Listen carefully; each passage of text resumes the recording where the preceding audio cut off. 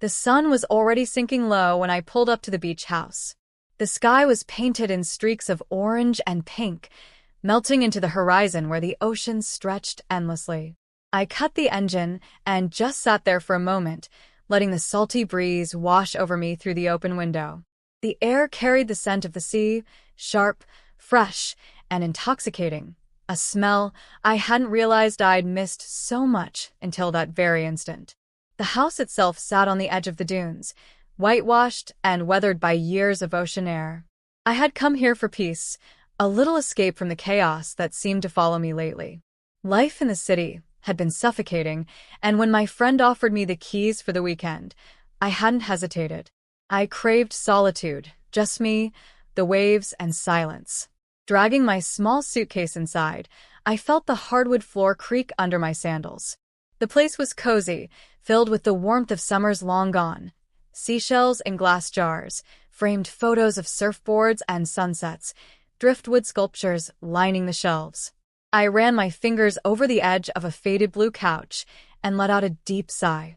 Finally, I thought, a weekend for myself. After unpacking, I slipped out to the back deck. The view stole my breath. The ocean was alive, waves crashing rhythmically against the shore, gulls circling overhead, the sun now dipping lower, glowing like molten gold.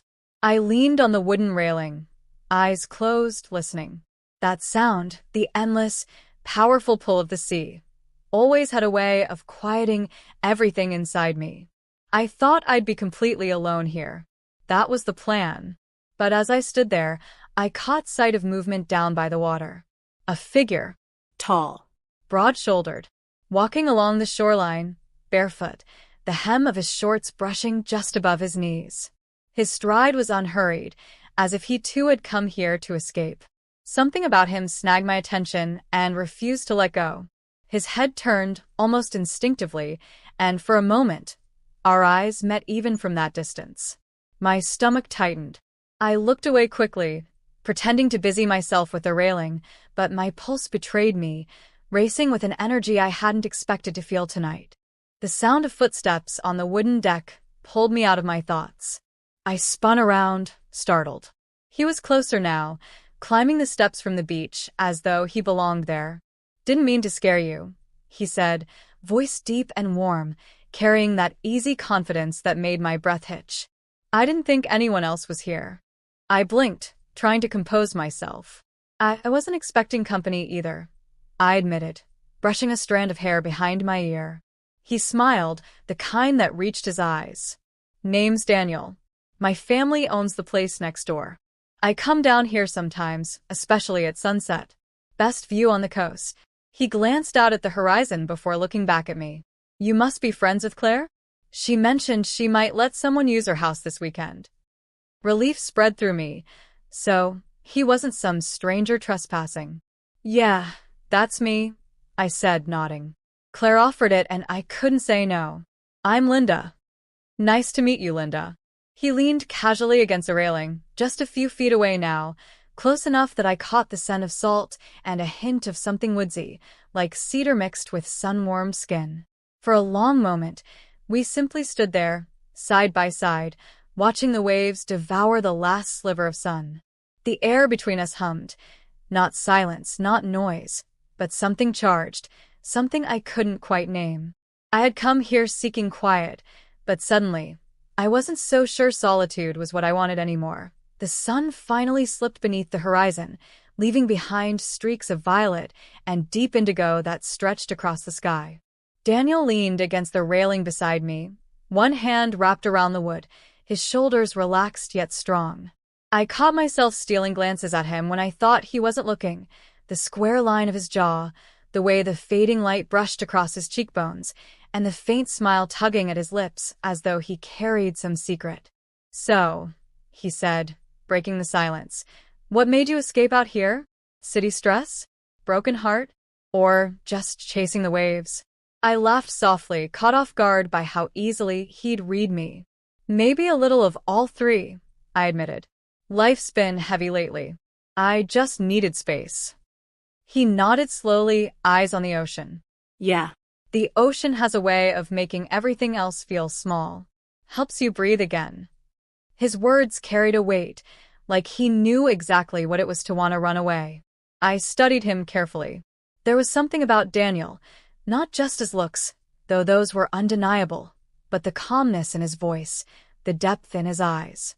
He seemed like the kind of man who had lived enough to understand silence, yet could break it with ease when needed.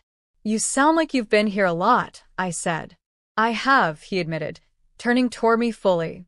His gaze locked with mine, intense enough that I felt my chest tighten. "But tonight feels different." I swallowed, unsure if he meant the view, the weather, or me. The way his eyes lingered on me made it hard to look away. The breeze picked up, tugging at my hair. He reached out without thinking and tucked a loose strand behind my ear, his fingertips brushing lightly against my skin. The touch was fleeting, almost accidental, but it sent a shiver down my spine that I couldn't hide. "Sorry," he murmured, though his lips curved into a faint smile. "Didn't mean to." "It's fine," I whispered, my voice softer than I intended. My heart thudded in my chest, betraying me. We stood there for another long moment, the tension between us winding tighter, like the sea itself pulling us closer. "Have you eaten?" he asked suddenly, breaking the spell. I shook my head. "Not yet. I was just planning something simple." "Well," he said with a mischievous grin, "lucky for you. I'm a better cook than I am a neighbor. Let me make dinner. It's the least I can do since I crashed your quiet weekend." I raised an eyebrow, amused. "You cook?" "Only when I want to impress someone," he said, his grin widening. Heat crept into my cheeks at the way he said it, casual yet loaded with meaning. Against my better judgment, I agreed. "Fine. But don't set the kitchen on fire. Claire will never forgive me." He laughed, deep and warm, and the sound curled through me in ways I wasn't prepared for. Inside the beach house, the kitchen came alive with the clatter of pans and the sizzle of olive oil. Daniel moved around with a kind of easy confidence, sleeves pushed up, forearms flexing as he chopped vegetables. I leaned against the counter, pretending to watch but really just studying him. The way he moved, the way he filled the space, it was magnetic. "Are you always this bossy in someone else's kitchen?" I teased, sipping the glass of wine he'd poured for me. "Only when the company makes it worth it," he shot back, glancing at me with that same teasing glint in his eyes. The air between us grew warmer with every shared look, every small brush of hands as he passed me a plate or leaned close to grab something from the counter. By the time we sat down at the little table by the window, candles flickering against the glass, I was already restless, my body alive with a quiet, growing ache. Dinner stretched into conversation that felt effortless. We talked about travel, about work, about regrets and dreams, and yet beneath every word was that same current pulling us closer. His eyes lingered on my lips when I laughed. My knees brushed his under the table, and neither of us moved away. When the plates were cleared, silence fell again, but this time it was thick, charged, impossible to ignore. He reached across the table, his fingers brushing against mine, slow, deliberate. "You feel it too, don't you?" he asked, his voice low, his thumb grazing over my hand. I couldn't lie. "Yes," I whispered, breath catching.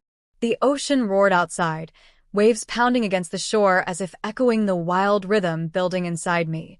The moment Daniel's fingers brushed mine, the world seemed to shrink until it was only him and me, the candlelight flickering between us, the sound of waves pounding against the shore outside. I should have pulled back.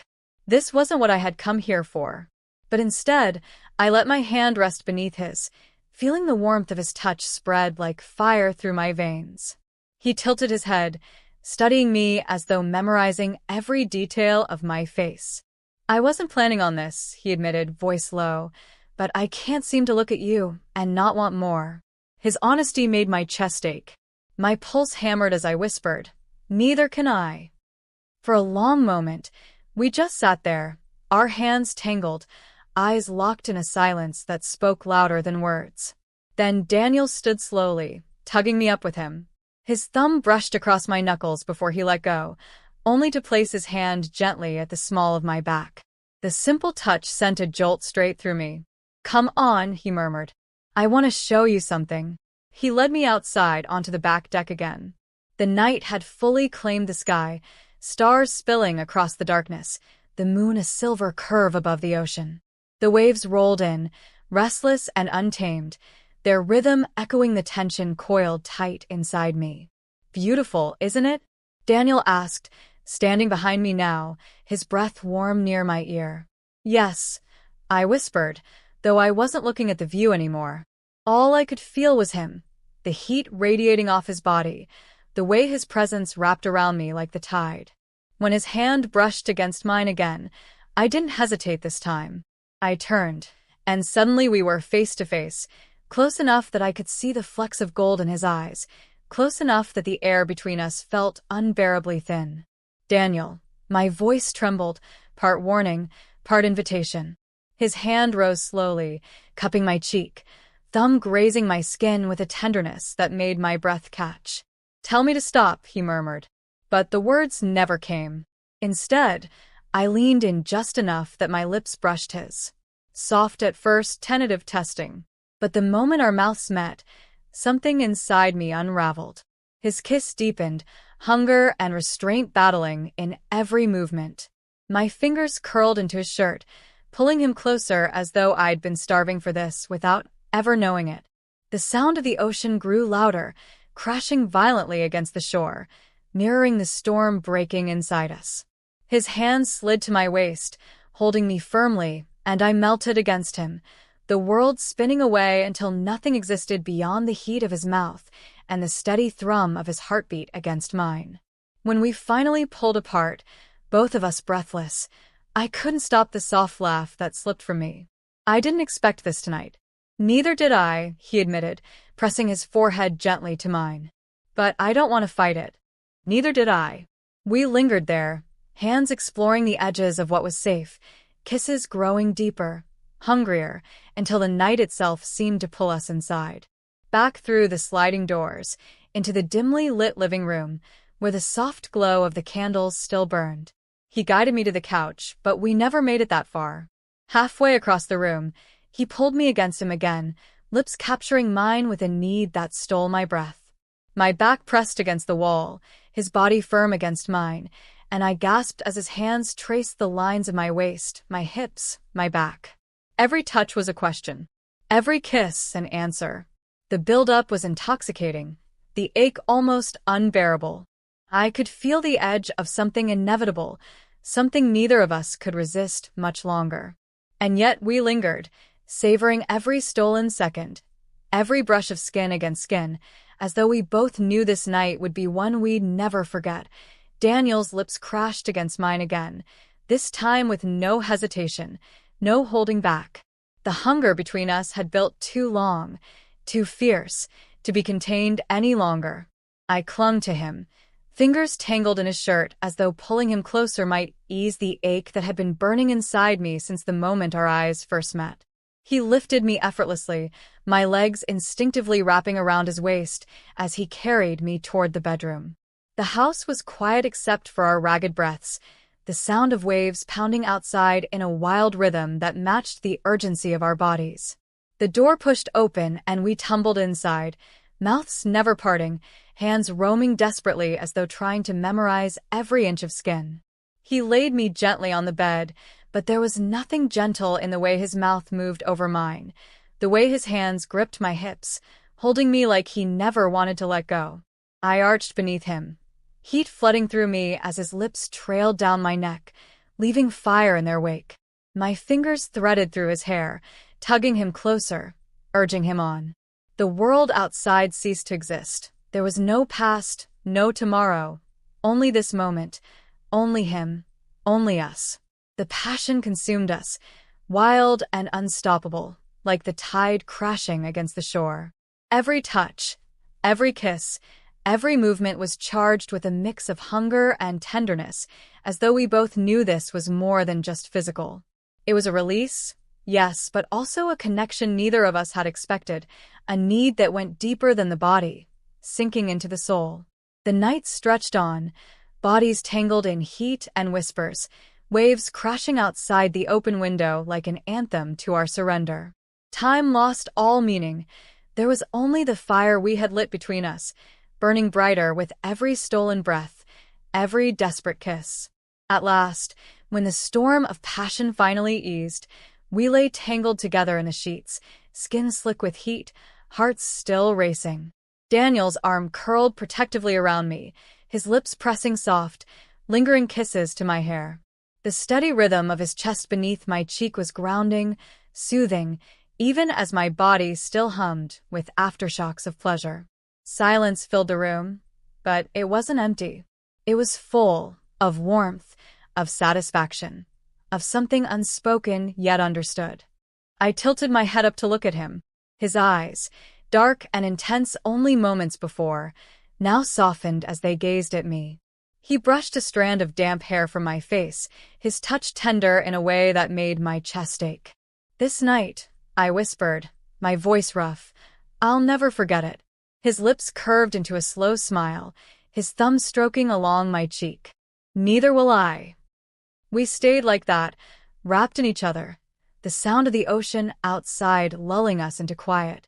I didn't know what tomorrow would bring, if this was a beginning, or if it would remain just one unforgettable night. But I didn't need to know, because some nights aren't meant to be questioned, only remembered.